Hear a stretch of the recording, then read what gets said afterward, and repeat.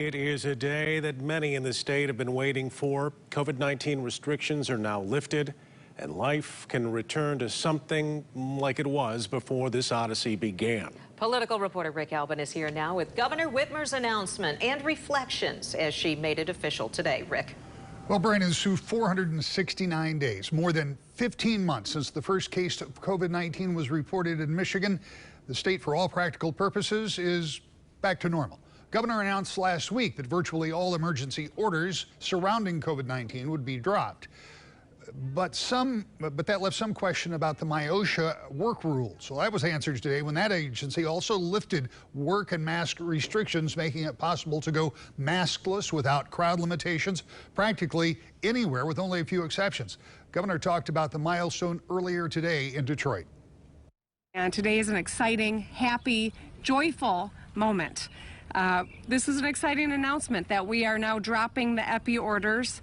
Effective today, there is no more mask or gathering order. Effective today, there are no more capacity limits, indoors or outdoors. Effective today, our Pure Michigan summer is back and we can realize it. So that means that many long-suffering businesses, restaurants, and others are now free to resume normal operations, though the lingering impact of the pandemic and the role it's playing in a diminished workforce will still be a significant hurdle.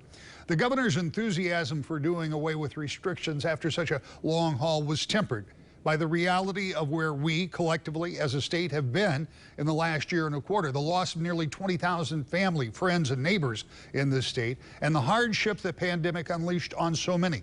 Still, she says, despite the rough journey, there were bright spots that we should remember. But we're also inspired by incredible acts of heroism and grace and kindness that we saw. Communities coming together, people delivering food for relatives or neighbors who were homebound. It was thousands of essential workers that stayed on the front line. And it's really exceptional and worthy of our gratitude and acknowledgement.